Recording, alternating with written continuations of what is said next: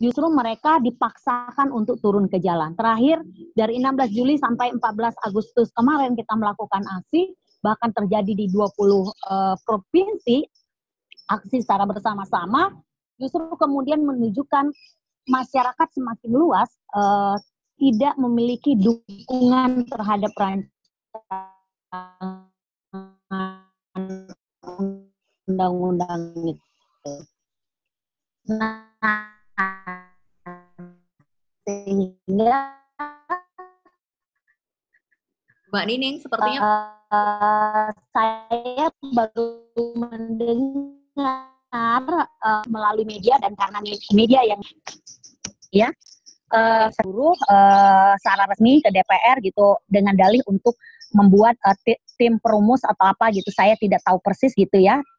Saya baru dapat kabar dari media dan kemudian beberapa wartawan kontak saya. Artinya gini, kalau hanya membuat tim perumus tetapi tidak merubah tentang persoalan yang selama ini dikritik, bagaimana cara-cara membuat peraturan perundang-undangan gitu ya, melibatkan partisipasi publik, ruang demokratis, transparansi, mudah diakses oleh masyarakat, itu tidak akan merubah apa yang menjadi persoalan kepentingan rakyat.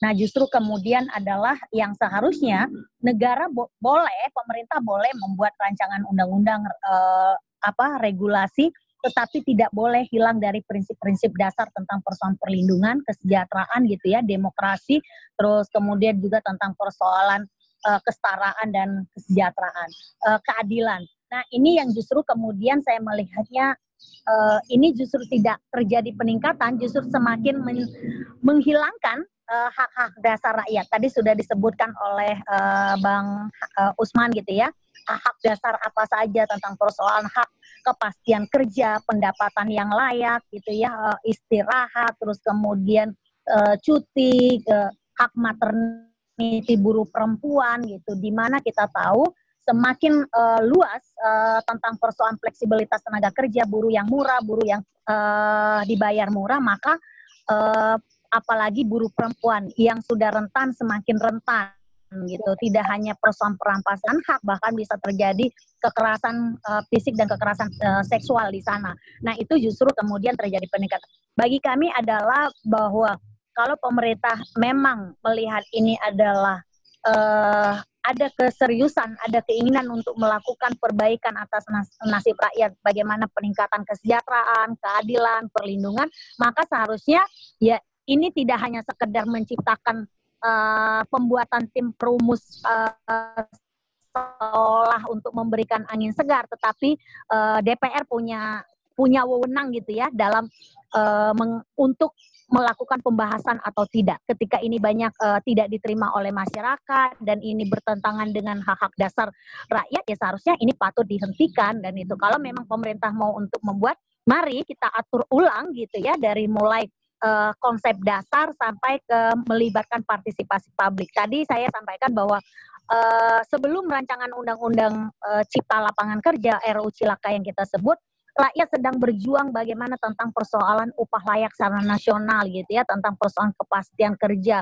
tentang persoalan bagaimana pengawasan dan penegakan hukum agar para pengusaha tidak semakin semena-mena, agar pengusaha tidak semakin membabi buta untuk melakukan pelanggaran hukum. Kenapa mereka semakin luas dan semakin semena-mena? Karena memang dibiarkan, karena memang tidak ada punishment yang memang memberi efek jerah terhadap para pengusaha nakal.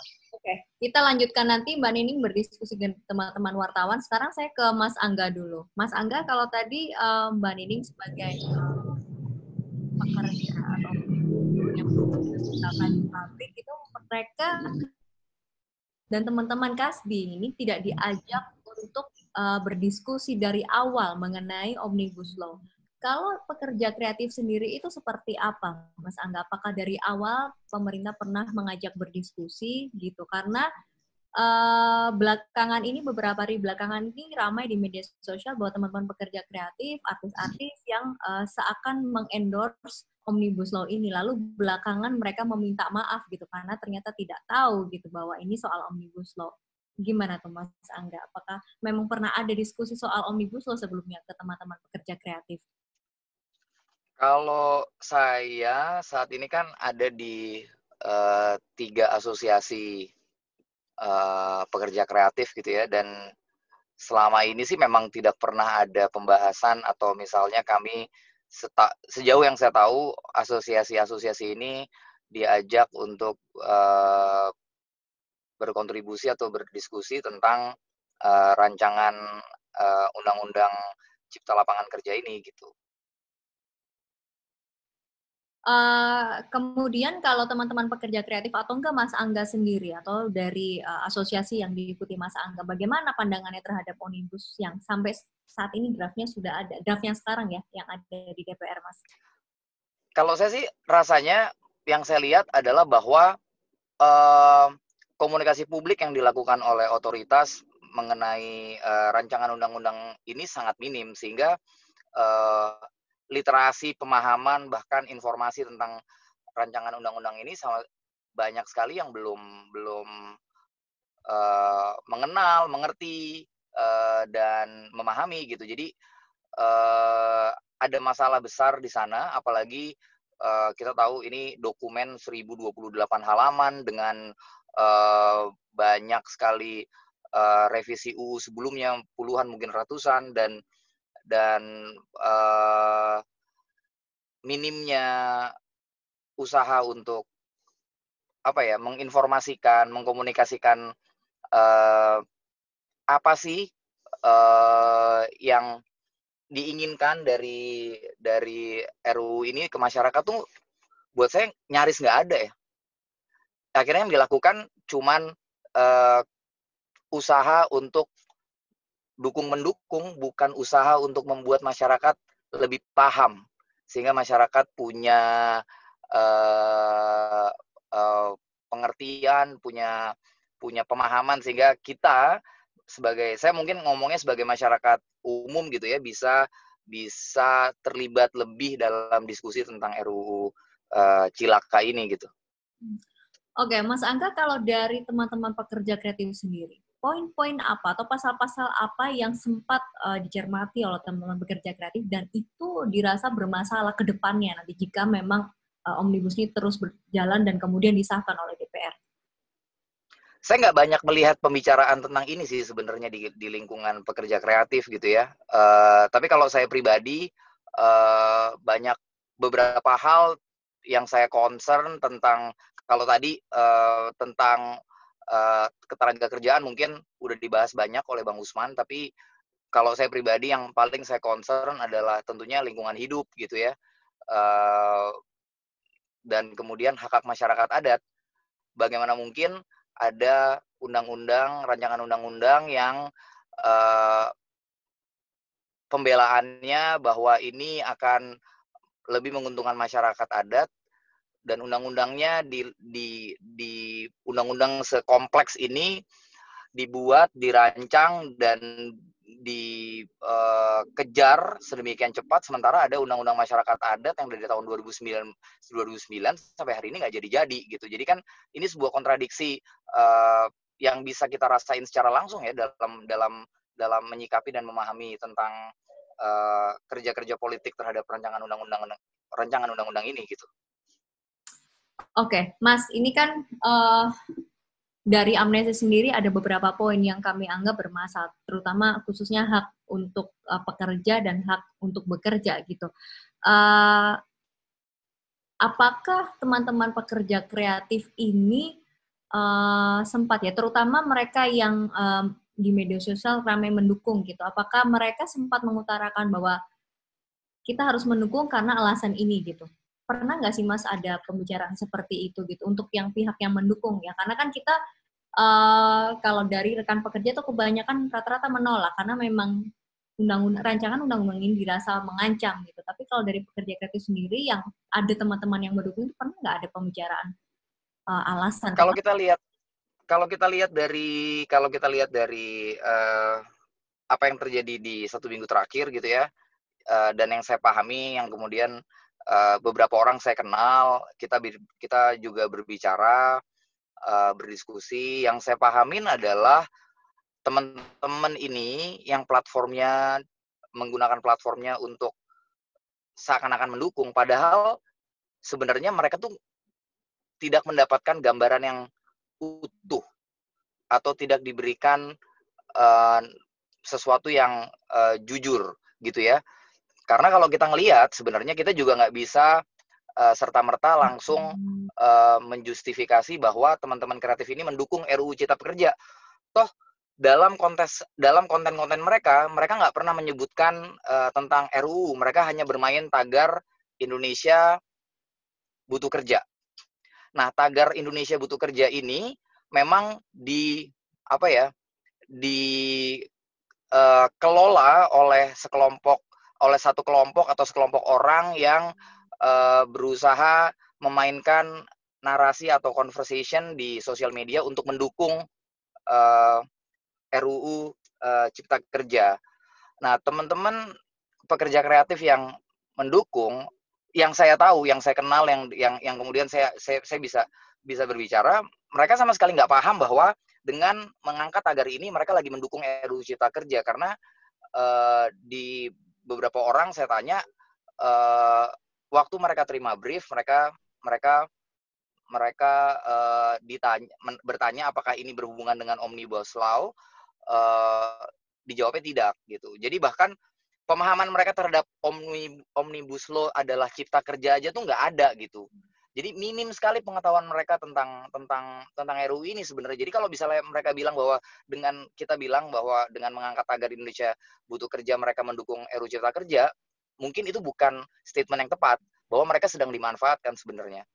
Tapi mungkin saya nggak bisa terlalu banyak bicara ya Mbak Nuri, karena kan saya nggak mengalami, cuman udah ada beberapa orang yang klarifikasi dan sebagian juga yang mengklarifikasi itu jadi whistleblower dan bercerita secara kronologis, dan buat saya itu bisa jadi gambaran bagaimana dinamika kampanye ini antara pro dan kontra terhadap RUU Cipta Kerja ini ada di masyarakat gitu.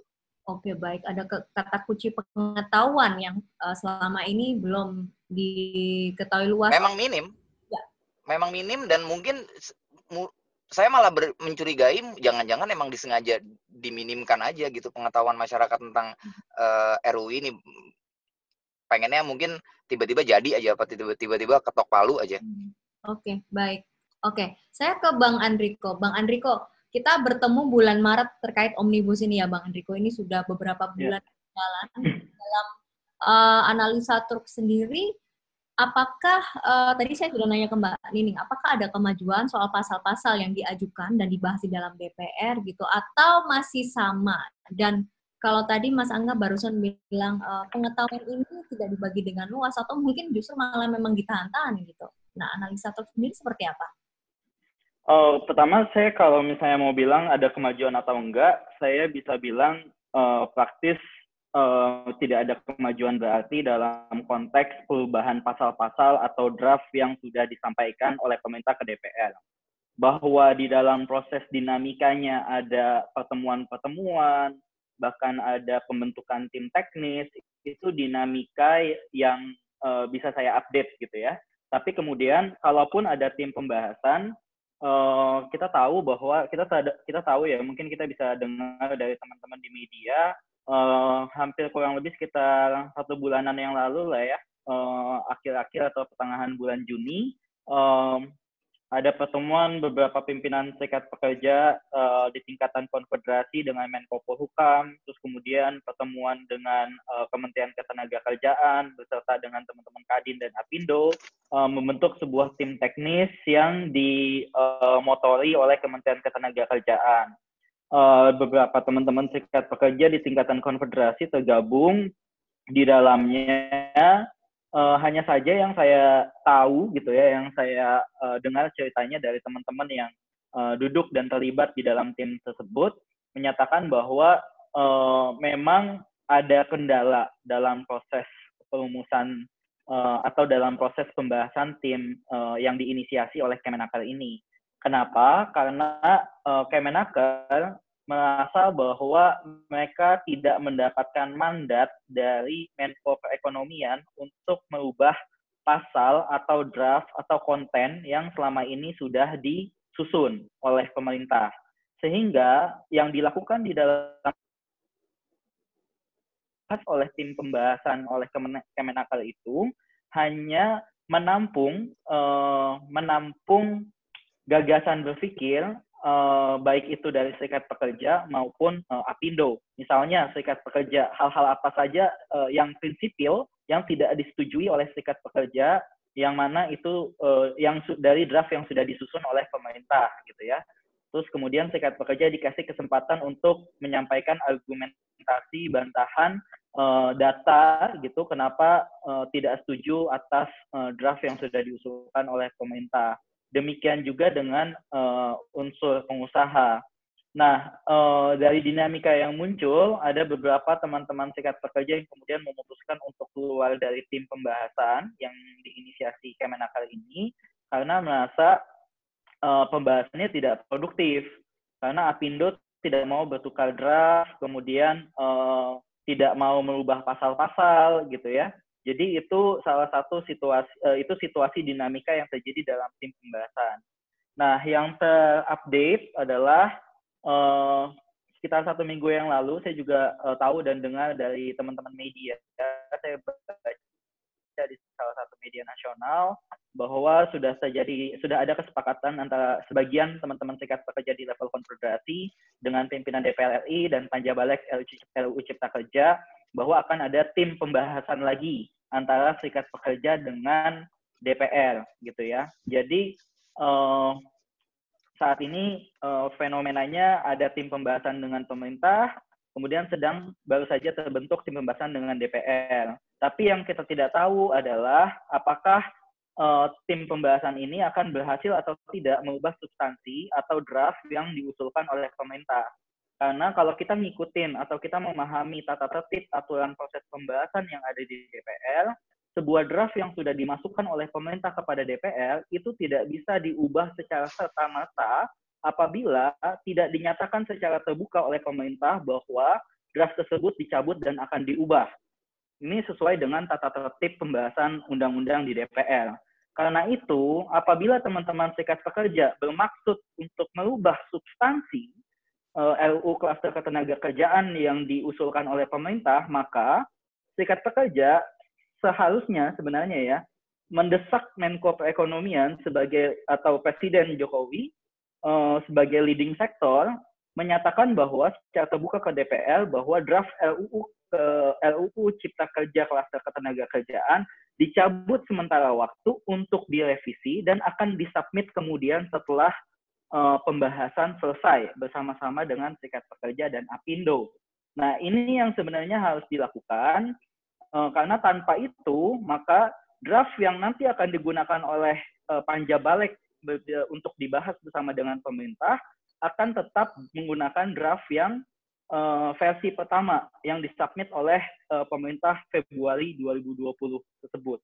Jadi sampai dengan saat ini dari berbagai macam dinamika yang terjadi sejak Presiden menyatakan RUU Cipta Kerja Klaster Ketenagakerjaan akan ditutup pembahasannya pada kurang lebih April 2020 hingga detik ini 19 Agustus belum ada perubahan secara substansial dari draft RUU Cipta Kerja Klaster Ketenagakerjaan yang sudah dipegang oleh DPR. Mungkin itu yang bisa saya sampaikan.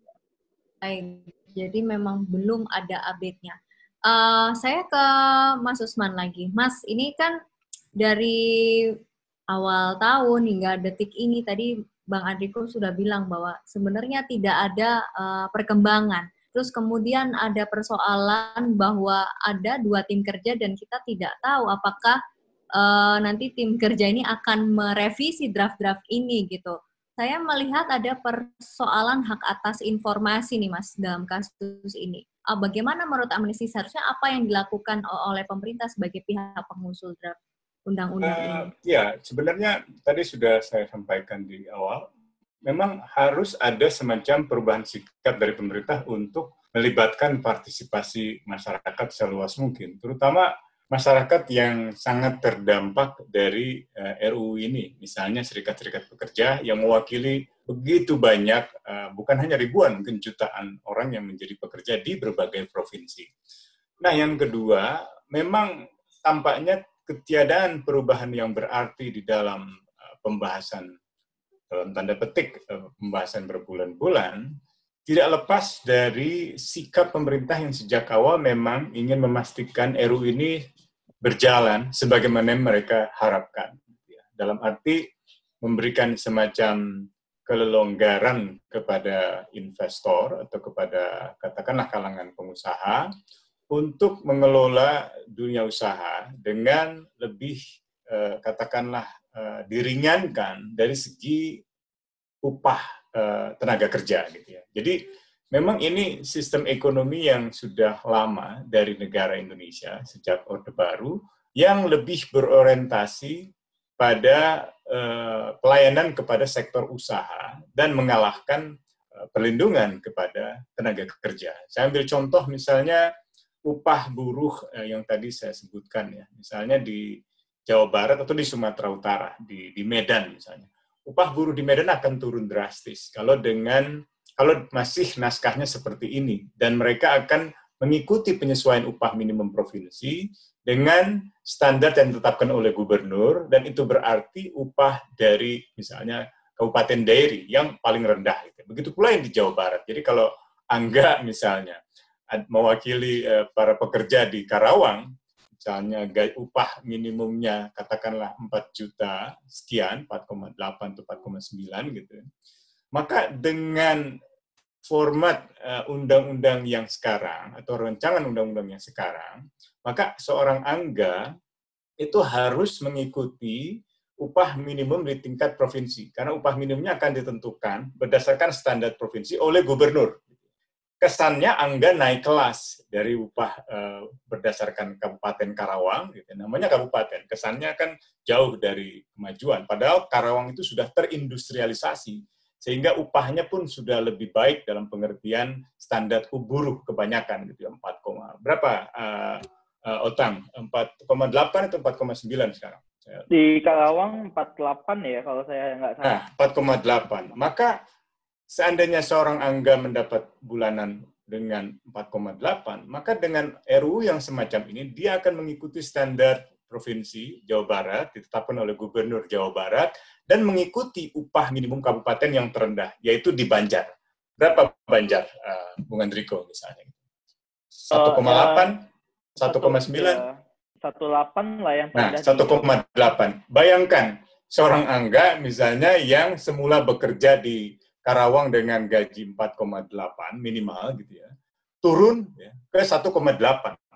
Dengan satu situasi di Karawang yang sebenarnya bukan lagi kabupaten, tetapi sudah sebuah kota sebenarnya, dengan daya beli yang juga harus ditinggikan, dengan kebutuhan-kebutuhan pokok yang juga sudah tinggi, sudah mengalami industrialisasi. Nah, jadi perbedaan wilayah-wilayah itu sudah sebegitu kompleks dan kurang diperhatikan di dalam RUU ini. Sepertinya RUU ini seperti menyamaratakan saja, sehingga ada kesan memang memberi kepastian kepada pengusaha. Kalau saya pengusaha, saya merasa bahwa, upah buruh di Jawa Barat sekian, saya nggak akan lihat lagi faktor harga sembako, atau harga yang lain, atau inflasi misalnya, atau daya beli misalnya. Yang penting saya mendapat kepastian dari pemerintah dengan upah buruh yang sangat murah.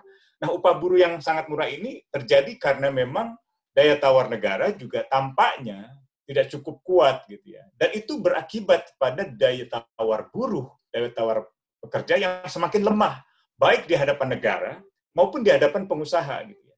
Nah, ini yang disebut oleh almarhum Arief Budiman sebagai ekonomi negara yang menggantungkan pada investasi gitu. Padahal seharusnya negara memberi keseimbangan setidak-tidaknya. Kalau tidak keberpihakan pada serikat pekerja atau pada buruh misalnya. Apalagi buruh yang hidup dalam kemiskinan gitu kan tanggung jawab negara gitu. Jadi saya kira memang paradigma ekonominya yang harus dirubah terlebih dahulu. Tanpa ada perubahan paradigma ekonomi itu, maka dampak-dampak pada hak asasi manusia, khususnya hak para pekerja, yang tadi sudah saya gambarkan panjang lebar, hak kondisi kerja, hak cuti, hak libur, hak upah, dan seterusnya, gitu sampai hak cuti menstruasi, dan seterusnya, maka situasi itu nggak akan berubah. Gitu. Jadi saya kira ini memerlukan semacam pertimbangan ulang dari seluruh pemangku kepentingan untuk mendengarkan. Dan setidak-tidaknya perlu waktu tambahan. Kalau tadi Angga misalnya mengatakan betapa sejumlah katakanlah pekerja seni kreatif yang ikut di dalam memainkan tagar Indonesia butuh kerja sebenarnya tidak memahami gitu ya, substansi yang ada dalam RUU kerja, RUU tenaga kerja, cipta kerja. Bahkan mereka tidak sadar bahwa pandangan mereka tentang Indonesia butuh kerja itu misalnya berhubungan dengan penolakan kalangan aktivis atau kalangan buruh atau kalangan katakanlah akademisi yang memang kritis gitu ya, sebagai sebuah penolakan terhadap RUU. Sebenarnya Amnesty juga tidak dalam posisi yang katakanlah menolak total gitu ya. Dalam arti kami juga harus benar-benar menunjukkan mana bagian-bagian dari RUU Cipta Kerja itu yang memang bermasalah dari sudut pandang hak asasi manusia. Hak asasi manusia ini sangat universal. Dia berlaku bagi seorang Andriko, seorang saya, seorang Angga, seorang Nurina, gitu, yang mungkin diantara kita punya keponakan, saudara, sepupu yang merupakan buruh di Karawang, atau pekerja misalnya di daerah, di Medan misalnya. Jadi hal yang semacam itu yang saya kira harus lebih diperkuat. Jadi paradigma ekonominya harus dikendorkan sedikit, sementara paradigma hak asasi manusianya harus lebih diperkuat. Kalau nggak begitu, maka kita nggak mungkin mencapai apa yang kita cita-citakan sebagai keadilan sosial bagi seluruh rakyat Indonesia. Atau apa yang kita cita-citakan sebagai membangun kehidupan yang berperi kemanusiaan yang adil dan beradab. Jadi Pancasila itu hanya dipuji, dimuliakan dalam kata oleh para politisi, oleh para kepala negara, tapi di dalam tindakan, di dalam suatu kebijakan, dalam sebuah legislasi, itu tidak tercermin. Gitu. Jadi jauh panggang dari api, jadi jauh apa yang dikatakan dengan apa yang dilakukan. Itu. Saya kira ini yang kurang dalam konteks itu, integritas, gitu. Totalitas antara sebuah paradigma yang ditawarkan, paradigma Pancasila, ekonomi Pancasila, ya. Demokrasi ekonomi gitu ya. Demokrasi ekonomi itu kan berarti mendesentralisasi pusat-pusat kekuasaan ekonomi. Jadi bukan hanya desentralisasi kekuasaan politik dalam arti tidak boleh ada otoritarianisme karena dia mengancam pada kebebasan buruh untuk berserikat atau berpendapat atau kita semua dalam berpendapat atau mengkritik hal yang kita pandang salah gitu. Tapi juga desentralisasi pada sistem ekonomi. Jadi pusat-pusat kekuasaan ekonomi ini dalam pandangan David Held, seorang teoretisi demokrasi, harus didesentralisasi. Kalau enggak, maka ketidakadilan global, ketimpangan antara yang miskin dengan yang kaya, itu tidak akan terjadi. Itu mungkin sebelum kepanjangan. Oke, sudah ada pertanyaan dari rekan Hina dari Tujuh Kata Post. Pertanyaan untuk Mbak Nining dan Mas Usman. Serikat Buruh dan Panja Balek yang hadir rapat DPR kemarin menyatakan bahwa goalnya adalah membuat semacam daftar inventaris masalah untuk klaster tenaga kerja yang akan digunakan oleh Panja Balek untuk berargumen dengan pemerintah. Jadi daftar inventaris masalah ini diharapkan akan menjadi daftar inventaris Panja, bukan daftar inventaris masalahnya fraksi. Nah, menurut Mbak Nining dan Mas Usman, apakah pengalaman tim yang Panja tadi dengan pemerintah, ini apakah solutif dengan skema seperti itu tadi, menginventarisis, membuat daftar inventaris masalah yang berbeda gitu?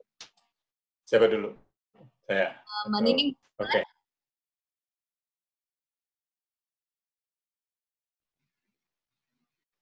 Halo, Mbak Nining. Ya, gimana Mbak? Tadi sudah mendengar yang saya sampaikan. Kurang jelas tadi Mbak, terputus-putus. Oke, baik. Mbak Nining, ini suaranya hilang. Oke. Sekarang sudah mendengar suara saya, Mbak Nining? Iya. Oke, jadi Mbak Nining, ini ada pertanyaan dari rekan wartawan. Jadi Serikat Buruh dan Panja Balek yang hadir di rapat DPR kemarin itu menyatakan bahwa tujuannya adalah membuat semacam daftar inventaris masalah untuk klaster tenaga kerjaan ini yang akan digunakan oleh Panja untuk berargumen dengan pemerintah. Jadi nanti dengan daftar ini itu akan menjadi daftar inventaris Panja, bukan fraksi. Jadi nanti ini yang bisa dibawa ke pemerintah sebagai bahan argumentasi. Nah, menurut Mbak Nining, apakah dengan masalah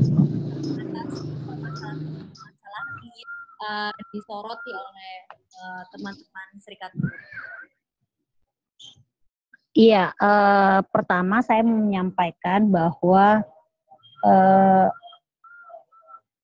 sejak dari awal sebenarnya sudah menimbulkan masalah besar ya gitu ya. Menimbul masalah besar apa?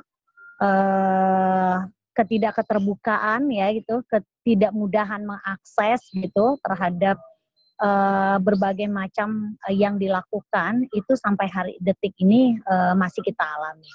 Kami sebagai Konfederasi Kasbi tidak hanya bicara tentang persoalan partisipasi publik saja, tapi bagaimana bisa berperan aktif dan kemudian bisa mengambil posisi dalam arti apa yang menjadi persoalan-persoalan selama ini.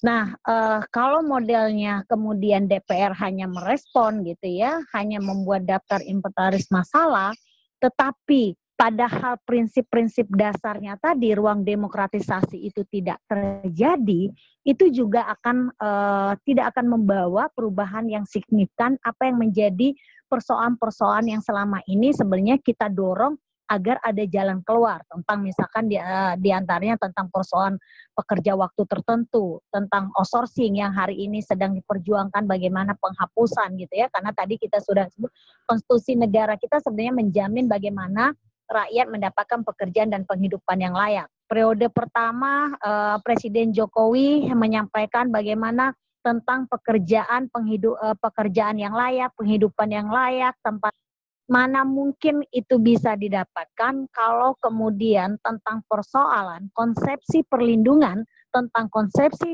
peningkatan kesejahteraannya tidak terjadi. Apalagi tentang bicara tentang persoalan penegakannya gitu loh.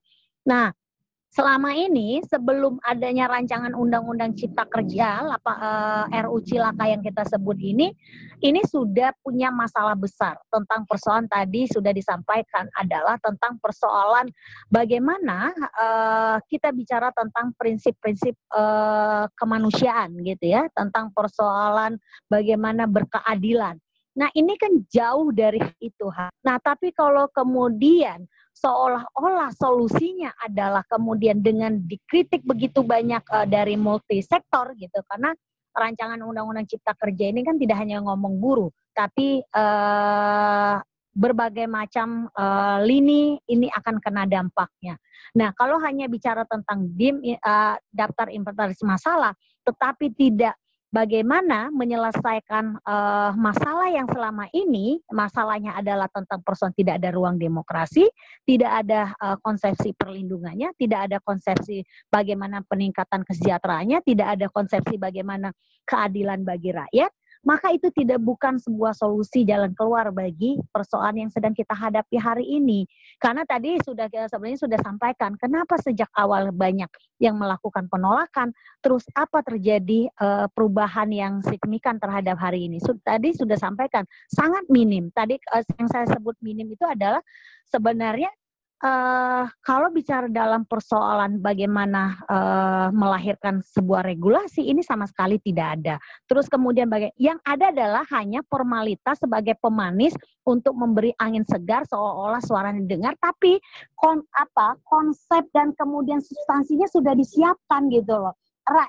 Masyarakat stakeholder ini hanya sebagai ya saya akan buat tim perumus, tapi dalam yang memegang peranan, yang memegang keputusannya itu adalah orang-orang yang memang tidak punya itikat dalam persoalan yang disebut Bung Usman tadi bilang tentang bagaimana kita bicara tentang persoalan keadilan, bagaimana kita bicara tentang kemanusiaan, bagaimana kita bicara tentang persoalan hak dasar rakyat, itu jauh dari hal itu. Makanya saya bilang karena ini saja kita jauh dari persoalan peningkatan kesejahteraan.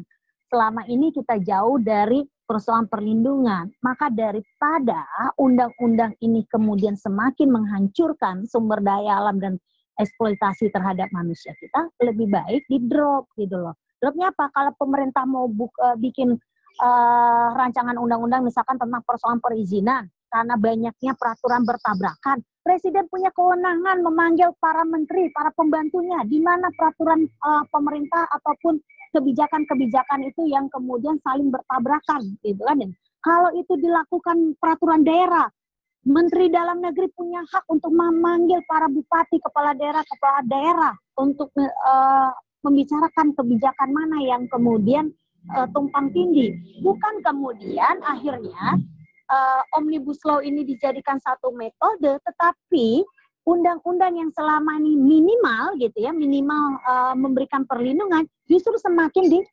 dihabiskan dalam rancangan undang-undang ini gitu. Justru kita tidak melihat justru di dalam rancangan undang-undang ini kita tidak melihat bagaimana politik will pemerintah kita termasuk DPR peningkatan persoalan kesejahteraan, perlindungan terhadap masyarakatnya gitu ya.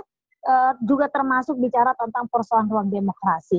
Ini sama sekali nggak ada. Kalau kita hanya sebagai pemanis untuk apa gitu loh. Daftar inventaris masalah itu kalau kemudian tidak ada politik will dan kemudian tidak punya partisipasi publik yang kontrol yang kuat gitu ya, dan tidak ada penegakan hukumnya juga itu nggak berarti bagi masyarakat. Yang hari ini adalah persoalan yang dihadapi selama ini tentang bagaimana di dalam situasi COVID ini terjadi PHK.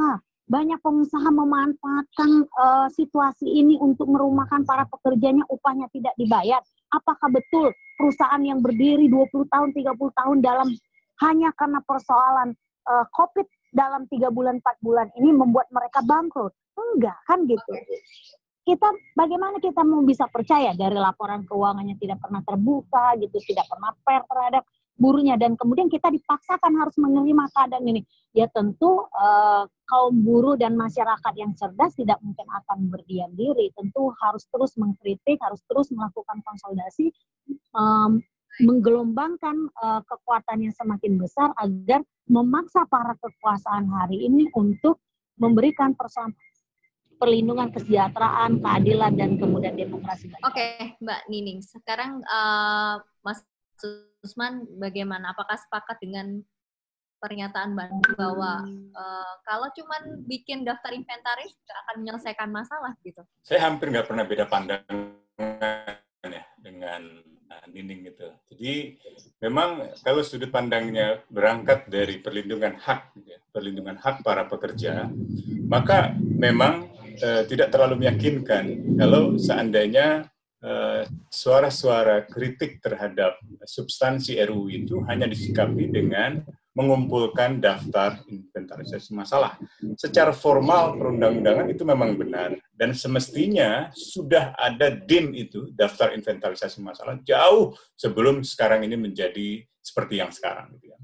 Nah, karena itu menurut saya parlemen atau dewan atau panja atau balik atau para wakil rakyat harus datang dengan sebuah katakanlah rumusan perubahan-perubahan pasal yang mereka rumuskan sendiri, bukan sekedar meminta para perwakilan serikat-serikat pekerja mengajukan masalah-masalah apa, tetapi sudah dengan sendirinya memiliki kepekaan bahwa pasal-pasal yang tadi saya sebutkan itu misalnya bertentangan dengan undang-undang ketenagakerjaan yang ada. Misalnya tentang jangka waktu maksimum perjanjian kerja sementara, jangka waktu perpanjangan maksimum, dan kondisi-kondisi lain yang menyebabkan perubahan pengaturan kerja sementara menjadi pengaturan kerja tetap. Itu dalam pasal di dalam RUU Cipta Kerja bertentangan dengan ketentuan pasal 59 Undang-Undang Ketenagakerjaan. Begitu pula dengan peningkatan waktu kerja lembur yang di sektor tertentu itu jumlah kompensasinya untuk jam kerja lembur atau jam kerja ekstra itu ditentukan oleh pemberi kerja melalui skema masa kerja gitu, dan bukan tarif yang ditetapkan oleh pemerintah. Untuk apa pemerintah menetapkan tarif waktu kerja lembur kalau kemudian itu untuk diserahkan kepada perusahaan. Jadi saya ngerti kalau saya jadi perusahaan juga saya harus didengarkan. Tetapi yang saya persoalkan di sini bukan dua titik ekstrim antara membela buruh dan meniadakan sama sekali entitas dunia usaha, atau sebaliknya seperti yang tampak dalam RUU ini membela kepentingan pengusaha dan pada saat yang sama mengesampingkan hak-hak buruh. Kita memerlukan satu titik keseimbangan bahwa secara universal telah ada patokan-patokan normatif gitu ya, semacam basic standard gitu, standar-standar dasar bagaimana sebuah perusahaan menetapkan upah buruh atau upah pekerjanya. Tentu saja perusahaan juga ada skala yang kecil, ada yang menengah, ada yang katakanlah kelas besar begitu. Tentu kita tidak bicara pengusaha rumahan, pengusaha dalam pengertian skala kecil seperti itu, tetapi kita bicara dalam pengertian bagaimana titik koordinat ketimpangan sosial ekonomi di Indonesia itu bisa berubah.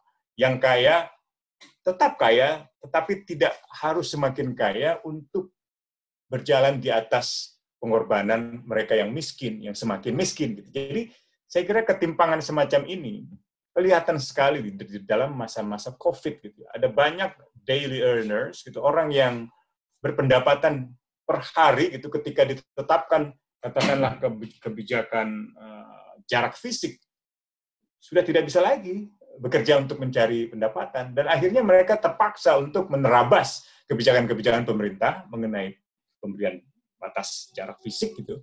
Bukan karena mereka nggak paham, bukan karena mereka bodoh, bukan karena mereka katakanlah nakal ingin melawan pemerintah, bukan, tapi karena mereka tidak punya pilihan kecuali menerabas kebijakan itu demi menghidupi keluarga-keluarga mereka karena pendapatan harian mereka. Jadi hal-hal semacam ini, atau kalau seandainya buruh yang memiliki alat kerja di pabrik, alat produksi di pabrik, tidak mungkin misalnya bekerja seperti saya atau seperti Angga atau seperti kita semua yang bisa bekerja dari rumah gitu. Mereka kalau di rumah ya nggak bisa bekerja karena alat produksinya di pabrik.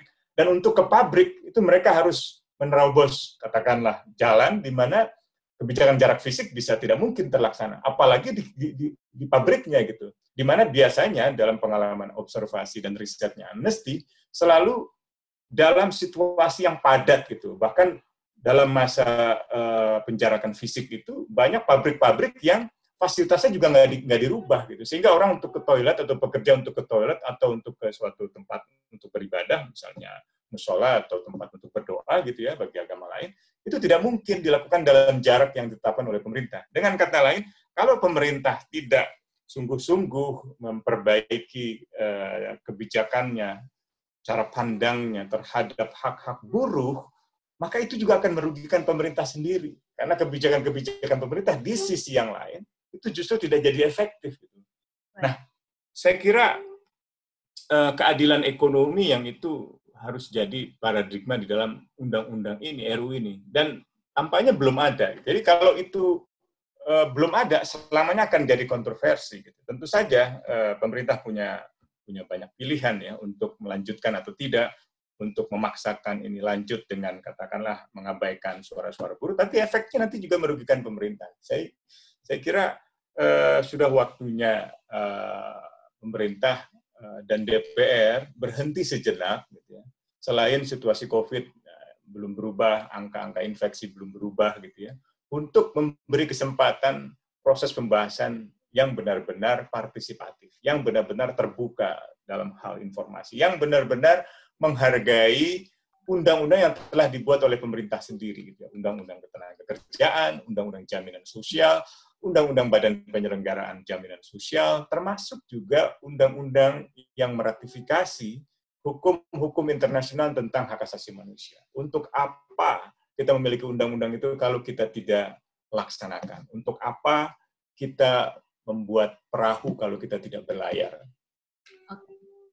Oke, saya ke Mas Angga. Mas Angga, di detik ini, apa jika pemerintah misalkan datang ke teman-teman pekerja kreatif gitu, apakah yang ingin disampaikan kepada pemerintah ataupun DPR terkait Omnibus Law ini dari teman-teman pekerja kreatif?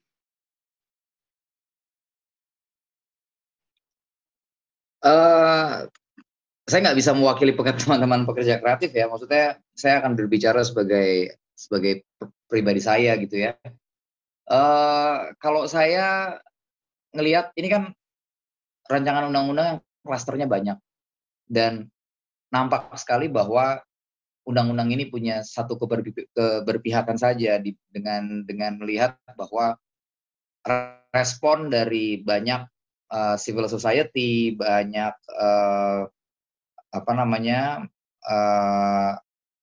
lembaga masyarakat yang fokus pada isu-isu di masing-masing klaster, hampir bahkan saya nggak pernah lihat ada satu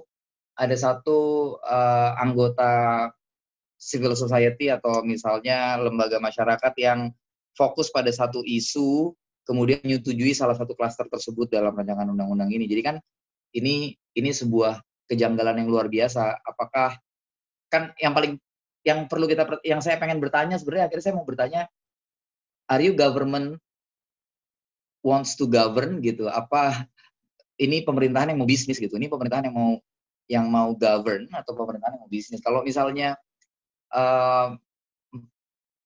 saya berharapnya ya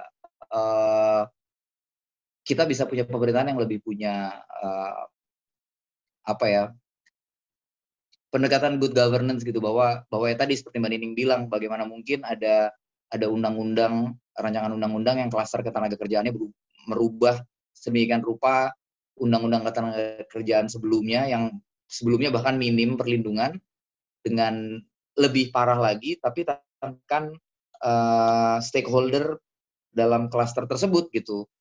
Ya, tapi jujur kalau saya sih udah agak hopeless ya, karena sejujurnya udah agak hopeless. Maksudnya kita pernah lihat sedemikian banyak aktivis, mahasiswa, teman-teman lain yang turun ke jalan waktu misalnya menolak rancangan undang-undang KPK gitu. Tapi ya mereka ini memang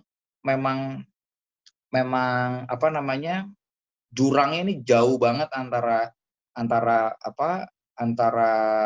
publik dan pemangku kekuasaan gitu ya. Mereka dengan kita melakukan sedemikian besar aksi aja ya, palunya tetap diketok aja gitu. Nah, mungkin kita perlu memikirkan cara-cara memperjuangkan kepentingan publik yang pendekatannya berbeda gitu. Itu sesuatu yang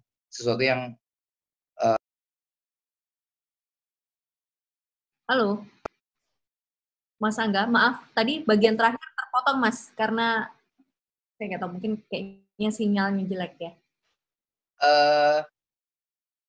Ya saya ngerasa kayak kita melakukan aksi di RUU KPK, di revisi undang-undang KPK, kita melakukan aksi dan segala macam, tapi ya ketok aja gitu kan. Kita sekarang berjalan dengan Komisi Pemberantasan Korupsi yang saya bisa bilang mungkin dilemahkan gitu, dan bentar lagi ini mereka jadi ASN dan ada di bawah Kementerian Aparatur Negara gitu, dan ya jalan-jalan aja kita ada sedemikian banyak aksi juga ya ketok aja gitu. Jadi saya rasa kita perlu sama-sama gerakan publik atau orang-orang atau pihak-pihak yang berdiri untuk kepentingan publik ini harus mungkin melakukan strategi ulang gitu tentang perjuangan kayak apa ya yang sebenarnya bisa efektif gitu melawan hegemoni kekuasaan atau oligarki yang terjadi sekarang. Saya sebenarnya lumayan cukup aneh sih ngomong gini, karena saya juga pengusaha gitu. Maksudnya saya punya grup usaha yang banyak di bawah. Saya CEO yang mengomandoi 12 perusahaan gitu. Tapi ya benar yang ada di belakangnya, tulisan yang ada di belakangnya Bang Usman, bahwa nggak investasi tuh nggak harus, atau dunia usaha tuh nggak harus selalu jauh dari hak asasi manusia gitu. Bahkan kalau di Visinema sendiri kita punya kelas hak asasi manusia gitu, dan untuk karyawan-karyawan kita tanpa harus diatur pemerintah, kayak misalnya cuti hamil di grup usaha saya 6 bulan, bahkan suami pun dapat cuti, dapat paternal leave gitu. Dan apakah kemudian perusahaannya jadi keuangannya jadi jelek? Enggak, malah jauh lebih produktif, jauh lebih menguntungkan. Jadi sebenarnya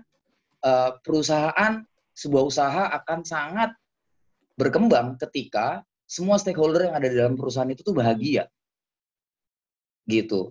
Ya, saya nggak tahu kalau misalnya emang pengen naruh duit di Cayman Island lebih banyak aja dibanding membuat karyawannya bahagia, yaitu objektifnya orang beda-beda ya, gitu ya.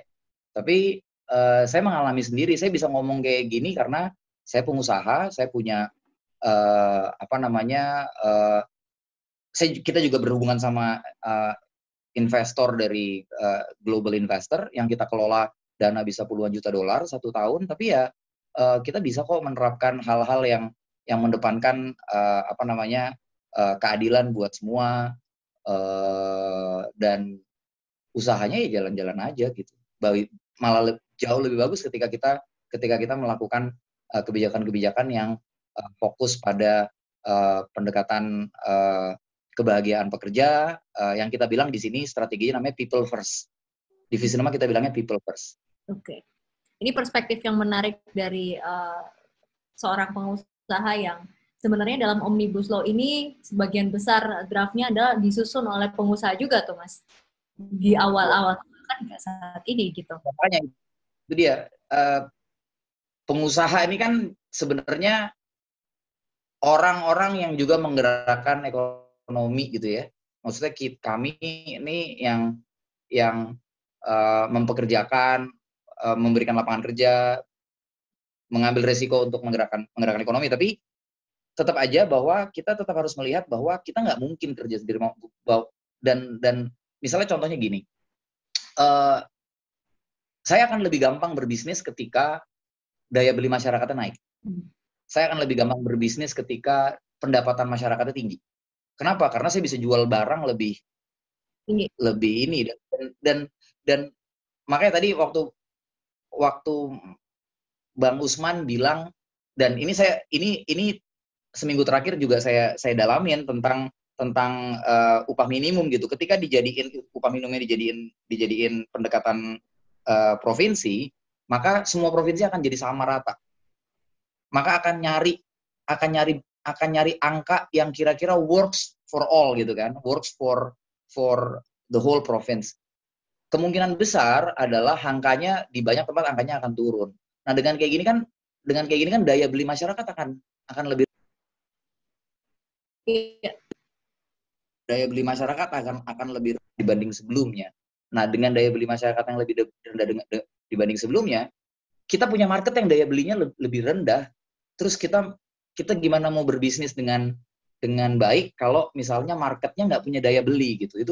Itu logika sederhana, nggak perlu belajar ekonomi lah buat ngomong kayak gitu. Cukup masuk kelas visi kampus lah. Cukup baca Wikipedia lah kira-kira buat bisa ngomong. Yeah. Gitu. Ini kan sebuah, ini apa sih yang mau dibelain? Akhirnya kan kelihatan banget bahwa yang ingin dibelain ya bukan cuma pengusaha, tapi sebagian pengusaha. Yeah. Saya ngerasa bahwa dengan Omnibus Law ini sebagai pengusaha saya dibelain, malah saya makin pusing kalau misalnya contohnya kalau gimana kita sekarang, kita nih jujur aja nih, saya sebagai pengusaha film saya bisa bilang tiket bioskop di Indonesia itu salah satu yang paling murah di dunia.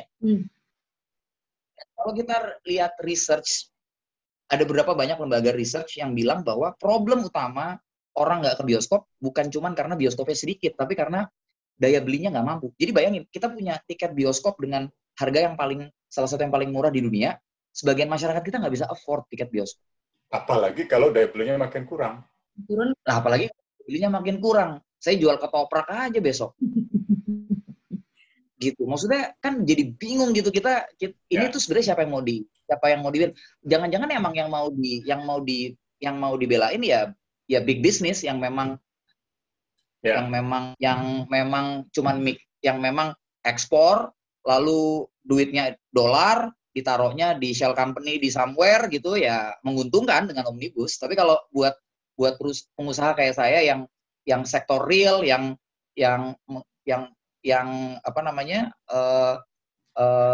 produk saya dibeli oleh masyarakat Indonesia. Produk saya 95% dibeli oleh masyarakat Indonesia, dan saya termasuk orang yang deg-degan ketika misalnya karena ini akan banyak orang yang kehilangan pekerjaan, banyak orang yang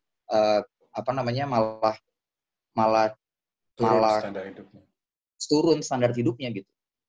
Oke. Kita misalnya contohnya, saya terakhir, saya mau address sesuatu, misalnya kayak selalu yang sekarang ada di narasi di dunia, di anak-anak Gen Z sama millennials kan, bahwa salah satu narasi yang lagi dikemukakan adalah gimana kita mau bersaing sama Vietnam misalnya. Ini semua pekerjaan akan ke sana, semua investasi, semua foreign direct investment akan pindah ke kita akan kalah bersaing dengan Vietnam. Ya problemnya bukan cuma soal isunya kan selalu diangkat soal isu ketenagakerjaan bahwa kita punya isu ketenagakerjaan yang lebih rigid dibanding negara sekitar kayak misalnya Vietnam contohnya. Tapi sebenarnya berbisnis di Indonesia tuh high cost-nya bukan karena itu. High cost-nya karena korupsi. Tapi udah high cost-nya karena korupsi, UU KPK-nya. Jadi kan aneh ya, antara keinginan sama aksi atau outcome yang mau dicapai dengan strategi yang dilakukan tuh nggak nyambung gitu. Itu sih yang saya mau bilang kalau saya ketemu sama pemerintah nih gimana nih, nggak nyambung masalahnya. Oke. Ya, silakan Mas Usman. Singkat. Ya, yang tadi dibilang Angga itu benar banget. Bahkan sebenarnya di kajian ilmiah di Forum Ekonomi Dunia, di Bank Dunia, itu jelas sekali bahwa problem investasi misalnya di Indonesia itu lebih karena persoalan korupsi dan tata kelola yang tidak baik. Gitu. Jadi orang berbisnis di sini karena banyak premannya, karena banyak pungutannya. Gitu. Jadi ke suatu daerah itu ada pungutan sana sini lah kira-kira gitu. Bukan karena satu tata kelola yang terbuka. Gitu. Jadi kalau kita patuhi seluruh upah tinggi saja, maka pengusaha akan mendapatkan jaminan sekaligus mendapatkan kepastian dan optimalisasi kerja dari para pekerjanya. Kecuali kalau dia mendapatkan pungutan-pungutan yang tidak bisa dikalkulasi itu. Nah ini biasanya ada di big business yang bisa dikatakan big dirty business, bisnis besar yang kotor gitu. Jadi mereka inilah yang nggak menginginkan tata kelola yang baik. Mereka inilah yang tidak menginginkan adanya KPK yang sangat efektif di dalam mengawasi misalnya pengelolaan sumber daya alam untuk tidak terkena korupsi misalnya. Jadi saya kira sikap permusuhan dari sejumlah pihak terhadap KPK karena KPK dianggap ancaman investasi itu satu sikap yang mencerminkan dari kalangan big business yang kotor itu. Jadi itu yang saya kira selama ini banyak mendapatkan keuntungan di balik proses pembahasan undang-undang yang tidak benar seperti undang-undang tenaga kerja ini. Dan belum lama ini jangan lupa ada undang-undang mineral dan batu bara. Seluruh media memberitakan secara lugas betapa yang diuntungkan hanya segelintir orang dan segelintir perusahaan yang memang mungkin tidak seperti Angga yang berharap atau yang menggantungkan atau yang mendapatkan katakanlah pendapatan perusahaan dari daya beli masyarakat, karena perusahaan-perusahaan batu bara ini atau perusahaan mineral dan batu bara ini dia hanya mengeksploitasi kekayaan alam Indonesia, mengekspornya ke luar negeri seperti tadi Angga bilang, dan belum tentu uangnya ditaruh di Indonesia.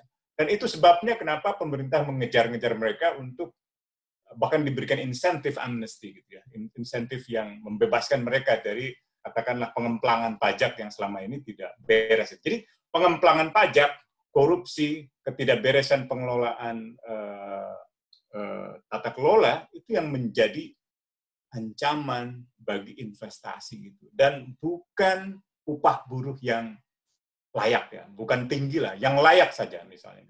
Jadi saya kira kalau upah buruhnya makin ditekan, maka gejolak politik juga nggak akan stabil, karena ke depan buruh-buruh akan tetap berdemonstrasi. Gitu. Jadi ada logika yang tidak nyambung di dalam atau di balik proses pengambilan keputusan ini. Dan dugaan saya bukan karena logika, bukan dengan reason, bukan dengan nalar pemikiran yang kritis, tapi memang dengan satu motivasi untuk membela sebagian pengusaha atau bahkan segelintir sekelompok pengusaha yang dalam literatur ilmuwan politik disebut sebagai oligarki. Ini segelintir orang yang memiliki kekayaan material luar biasa, mengontrol sumber kekayaan alam yang sangat besar, sekaligus mengontrol jalannya pengambilan keputusan politik yang seharusnya mengabdi pada publik, mengabdi pada demos, pada rakyatnya, pada masyarakatnya, dan pada nilai-nilai yang menjadi dasar negara ini, keadilan, kemanusiaan, gitu ya, atau proses permusyawaratan di dewan, itu yang saya kira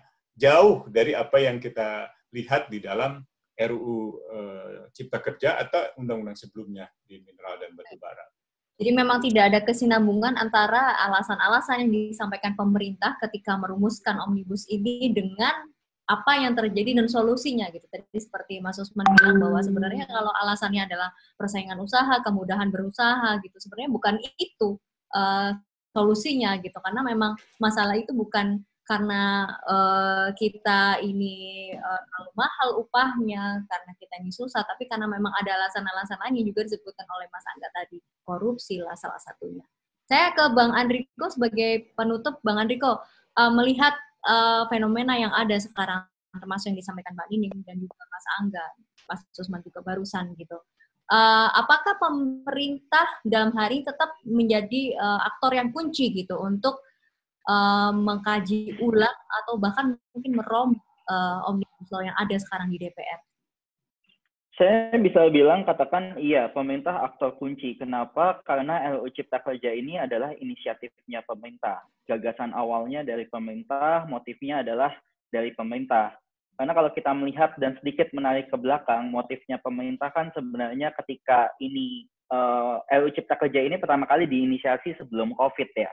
Gitu. Jadi motifnya adalah soal kompetisi antar negara supaya Indonesia lebih kompetitif dibandingkan negara lain.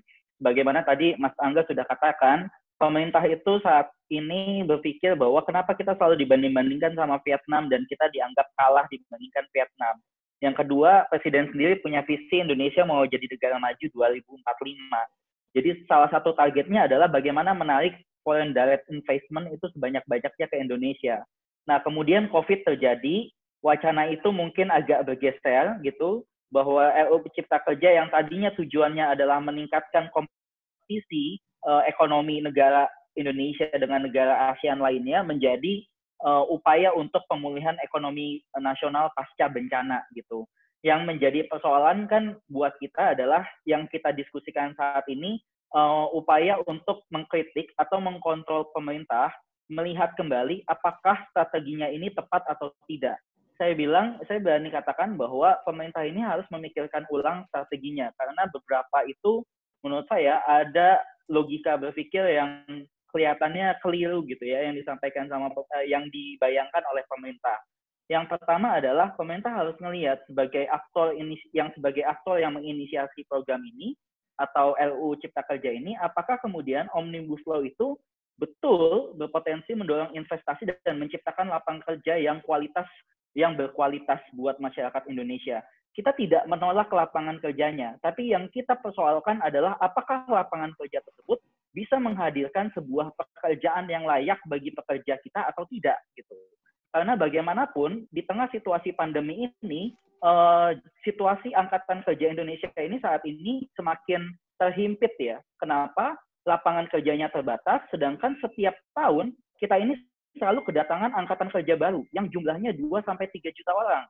Sedangkan yang saat ini sudah bekerja, banyak yang di PHK, banyak yang dirumahkan, sehingga terjadi kompetisi antara pekerja yang saat ini statusnya sudah berada dalam angkatan kerja dengan pekerja yang baru masuk dalam angkatan kerja. Ibaratnya kolamnya sedikit, tapi ikannya semakin banyak gitu loh. Jadi dengan kata lain, secara komposisi posisi tawar antara pekerja dan dunia usaha atau pemberi kerja itu udah semakin timpang gitu ya. Posisinya udah semakin subordinat. Yang mana itu kan menjadi premis dasar ya, kenapa ada hukum perburuhan. Hukum perburuhan itu hadir sebagai bentuk intervensi negara melindungi pekerja yang sejatinya posisi tawarnya memang sudah tidak seimbang dengan dunia usaha. Nah, Omnibus Law ini menganalogikan bahwa negara ingin menarik diri dari upaya untuk memproteksi atau memberikan perlindungan kepada pekerja dengan membiarkan pekerja bernegosiasi langsung atau menyepakati langsung dengan dunia usaha. Jika hal itu yang terjadi dan logika berpikir itu yang digunakan oleh pemerintah, kita sudah bisa memprediksi hasilnya seperti apa. Hasilnya adalah pengusaha akan sedemikian besar diuntungkan dengan otoritas yang dia miliki di tempat kerja. Pekerja itu kan nggak punya otoritas apapun di tempat kerja. Nah, ini yang kemudian harus dipertimbangkan oleh pemerintah. Kemudian yang kedua, kalau logika berpikirnya adalah pertumbuhan ekonomi, untuk meningkatkan pertumbuhan ekonomi, saya setuju dengan apa yang disampaikan tadi oleh Bang Usman, Mbak Nining, atau Mas Angga, bahwa komponen pertumbuhan ekonomi Indonesia itu dikontribusikan oleh dua hal utama. Yang pertama adalah investasi, dan yang kedua adalah domestic consumption atau konsumsi domestik kita.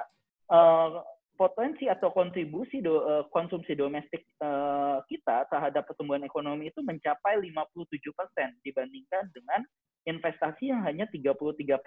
Ini data sebelum COVID gitu ya. Nah, kalau kemudian konsumsi domestiknya turun, meskipun investasinya mungkin naik gitu ya, itu juga tidak akan mengubah peta pertumbuhan ekonomi Indonesia. Pertumbuhan ekonomi Indonesia akan tetap sama saja. Terlebih ya, kalau di tengah situasi pandemi ini, yang ngejar investasi asing untuk masuk ke negaranya, itu tidak cuma Indonesia. Negara-negara lain di ASEAN atau di Asia juga sedang melakukan hal yang sama. Yang saya catat ya, dari studinya TWC, tidak hanya Indonesia sebenarnya yang sedang, tidak hanya pemerintah Indonesia yang sedang mencoba melakukan deregulasi dalam konteks hukum perburuhan di negaranya. Yang terbaru yang sudah melakukan adalah Vietnam. Vietnam sudah mereformasi hukum ketenagakerjaannya.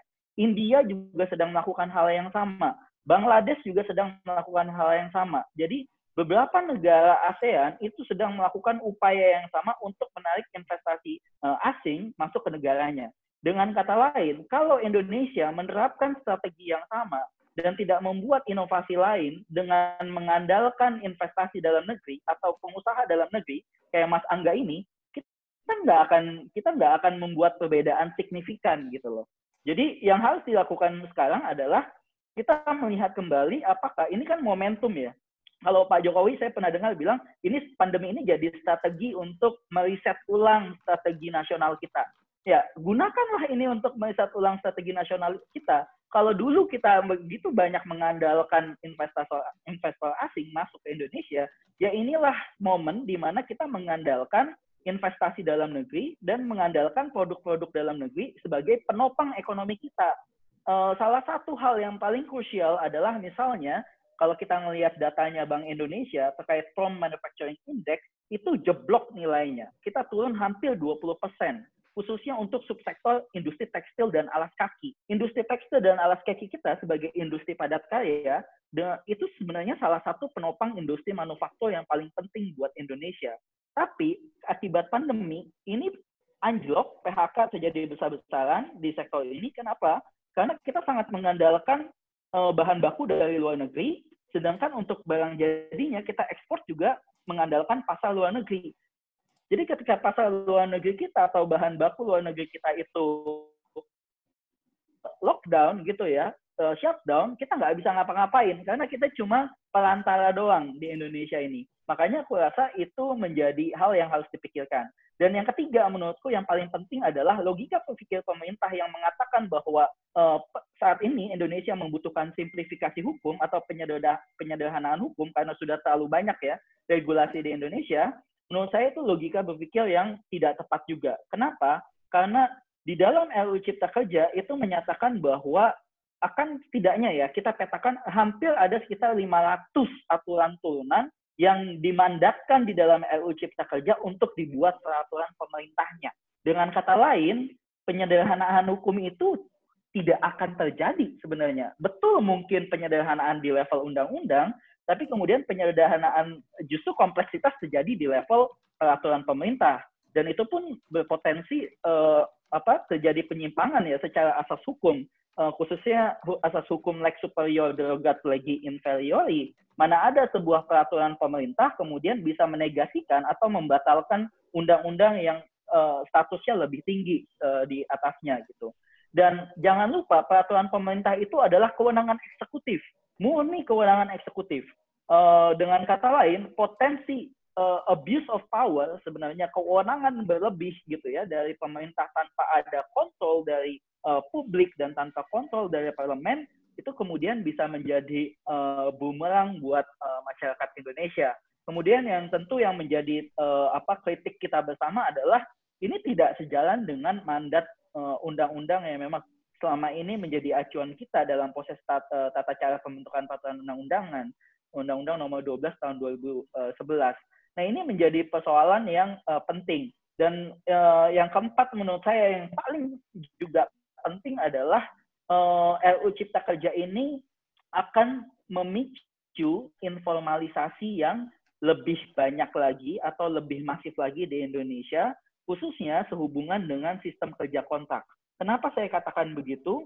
Sistem kerja kontrak itu akan membatasi khususnya buat perempuan pekerja untuk masuk dalam sektor atau bertahan lebih lama lagi dalam sektor lapangan kerja formal dengan keterbatasan karakteristiknya mereka, khususnya ketika mereka sudah menikah harus mengurus anak gitu ya, di tengah budaya patriarki kita gitu, dan lapangan kerja yang terbatas itu justru memicu informalisasi, khususnya buat pekerja perempuan yang tidak bisa akses formal kemudian masuk dalam sektor informal. Dan jangan lupa Indonesia ini tidak punya regulasi yang memberikan proteksi terhadap pekerja informal. Kita masih punya kekosongan hukum di situ. Kenapa kita justru tidak menggunakan ini sebagai sebuah momentum untuk memberikan atau menghadirkan sebuah regulasi yang adil, yang setara, tidak hanya buat pekerja formal, tapi juga buat pekerja informal. Karena bukan lagi saatnya buat kita untuk mendikotomikan